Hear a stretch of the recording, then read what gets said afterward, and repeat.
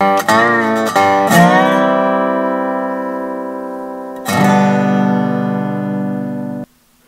morning and welcome to today's Coffee with Craig, where we talk about firearms policy, politics, culture, media, you name it. We're talking about it right here on Coffee with Craig. So please take a moment, like and share the program so that your friends can know where the conversation is taking place. Also, if you haven't already done so, please remember, subscribe to our YouTube channel, follow us on Facebook, Instagram, and Twitter. And in the case of Facebook and YouTube, make sure you hit that notification button. That way you'll get notified as soon as we go live and you can participate in the live chat as the program is taking place.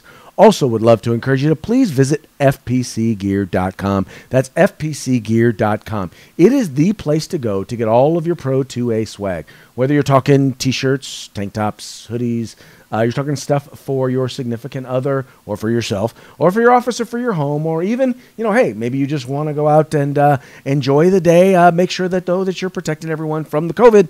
Hey, we got it for you. Now, the best part about it is every dollar that you spend goes right back into the fight for our right to keep and bear arms. That means that you can support the Second Amendment and you can look good doing it. That's fpcgear.com. All right, moving on to today's topic.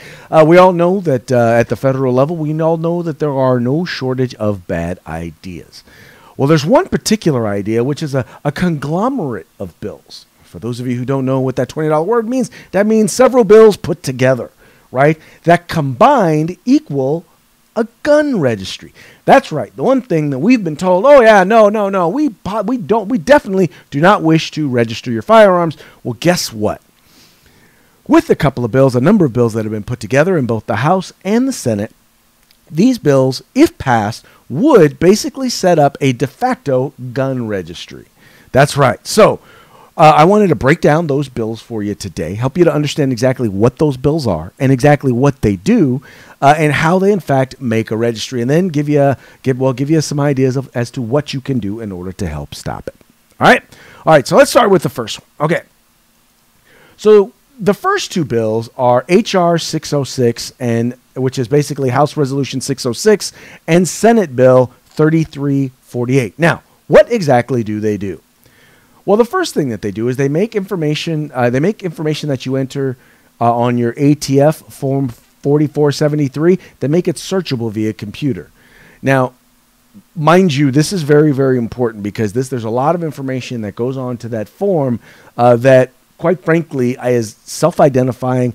It's personal data, and it's information that, quite frankly, as a gun owner, you don't want people to be able to have, because that lets them know you have a gun. That's, in no small part, it makes it a registry. Now, the reason why they don't consider a registry, all we're doing is we just want to make it searchable. That's all it is. That's all that particular issue is right there. Now, the second thing that it does is it makes an end run around the current federal ban on compiling a searchable gun registry.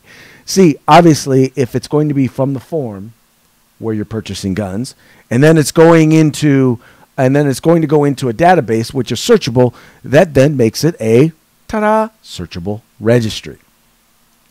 The next thing that it does, it makes any Form 4473 hard copy information the ATF has or will acquire electronically searchable. Now, here's what that means. That means that any gun purchase that you've made where you've had to fill out a 4473, that's now going to be put into the database, going back all the way back to the beginning of that particular form. So not only are they going to know what guns you've purchased from this point forward, they're going to know what guns you've purchased and when you've purchased them going all the way back. Right. But it's not a gun registry, right? Right. Okay, the next thing that it does, it enables the federal government to access and search gun owner information from state and local governments. Once again, this is another big one. So in other words, if there's information other than your 4473 that states collect, like California, then there's going to be all of that information is now going to be made available on the federal level. Once again, all the more reason why they can track you and track what guns you own. In the case of California, they'll actually also be able to access your ammunition information. Right. Okay. Next, it advances the gun banner end goal of implementing a registry of all gun owners and each firearm that you've purchased.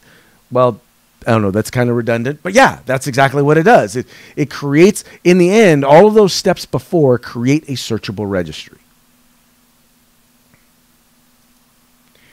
We'll make it feasible for H.R. 5917 and Senate Bill 3299, which we'll be talking about in the next slide, to be able to be immediately usable when passed, as all of the records that would be eligible would be electronically searchable. All right, now let's get into what those bills are. HR or House Resolution 5917 and Senate Bill 3299. First of all, it repeals what is commonly referred to as I'm going to mispronounce it, but it's the TART Amendment. Now, this is basically a thing that requires or it prohibits the ATF from requiring gun store owners or firearms retailers from having to report their inventories, right? Because one of the biggest reasons why this is an issue, quite frankly, is that this can turn into overregulation. If you have to go through and redo and re-report your inventory over and over and over again, they basically can make it so that you're spending more time complying with them than you are actually running your business. It eliminates the mandate that your information be destroyed, deleted after the FBI's National Instant Check System, or NICS, approves your gun or background check. See, one of the things that's good about the system right now is that once you're approved, then that all of that data, all the information is supposed to be eliminated. Well, guess what? It's no longer going to be there. It's going to be around forever. People are forever going to be able to know what guns you purchased, right? Now you may be thinking, well, why is that such a bad thing? Well, one, you don't want the government to know what guns you purchased, because we all know from history, after a gun registry comes gun confiscation. We all know that to be the truth. One only need look at what's going on right now in the state of California with their assault weapons ban, and the number of folks who, and I'm sure you guys have heard stories of individuals who've been visited by the California Department of Justice regarding their firearms. Just saying. It makes you and gun dealers more easily targeted, doxxed, and sued by billionaire-funded gun ban groups. See, all of this stuff would be a matter of public record, right? So because it's available and because it's searchable, anybody is going to be able to find out who you are. They're going to be able to pull down that information. They're going to be able to sue you. They're going to be able to put your information out there, which is what being doxxed is. They're going to be able to say, well, hey, this guy owns a scary gun, and this is where he lives. This is his phone number, and this is the job that he works at. All of that information is going to be made available, and make it easy for, once again, these billionaire-funded groups who are going to have absolutely no problem getting the money to be able to pull down that information and whether put it on a website or do whatever they're going to do with it. But in particular, the goal is going to be to shame you out of exercising your fundamental rights. Shame firearms retailers out of helping you exercise your fundamental right. It repeals the limitations on mandatory audits of firearm retailers. Now, keep in mind what I said in the very first one here, where it talks about the TART Act. It's important to understand that they'll be able to come back to them over and over again, audit them over and over again, just because, well, guns. And we already know that there's a current individual running on a ticket. Kamala Harris, who is the Attorney General in the state of California, who's already said that she's going to go after firearms retailers. So you don't think that she's going to go out of her way to make sure to try and shut down firearms retailers? She's already said she would. She's already said that is going to be one of her goals. So why would we trust her not to do what she said she's going to do? Makes it easier to gain your personal firearm information via yearly audit or via NICS. So it gives them multiple ways in which they're going to be able to get a hold of your information. Folks, it's real simple. This combination of bills is, in fact, a gun registry. And I know that those who hate guns have no problem with a gun registry, but we all know, once again, the problem with the gun registry. So here's what we need you to do. All right. Oh, by the way, I forgot to tell you, here's what it doesn't do. All right, let's point these out. Okay, one, it won't implement any security procedures or safety measures to protect privacy. And we all know how good the federal government is at protecting our data and our information. But no, this bill won't provide that. It won't require a warrant or a court order to search for or attain your personal information or data. Once again, it will be a matter of public information. Think about that now. Think about it. It will be a matter of public information. Who you are, what guns you have, where you live, where you work, all of that information will be available to the public. It won't prevent your 4473 information from firearms you've already purchased from being included in the new database. Once again, this is going to include any 4473 firearms that you've purchased recently, that you've purchased in the past, or that you will purchase in the future. All of those will be included. It won't protect any of your information. Folks, I cannot stress this again. In a day and age where we're concerned about people being able to access our sensitive information, the fact that you own firearms and what firearms you own and your other personal information, know that none of it will be safe under these particular measures. If these measures pass, your information will be out there. Trust me. It won't protect you or gun shops you patronize from lawsuits or from being doxxed. And we already know, look, people can sue you for absolutely nothing. They really can. People can sue gun stores for absolutely nothing.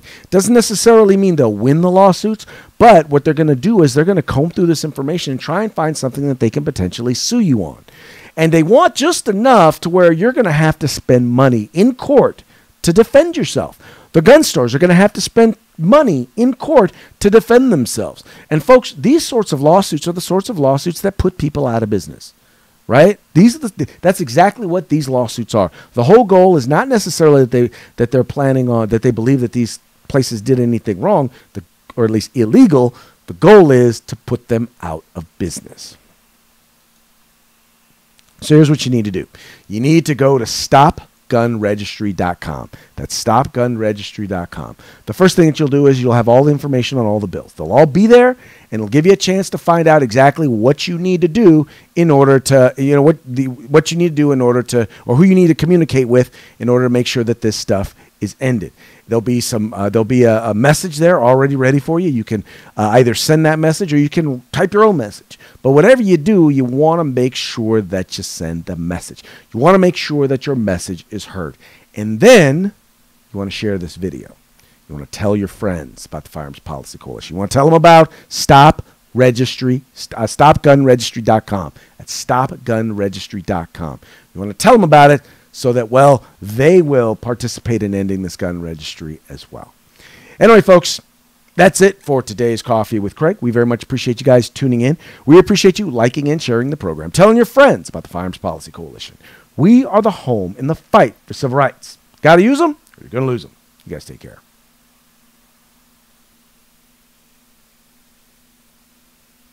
If you like our videos, follow, subscribe, like, and share.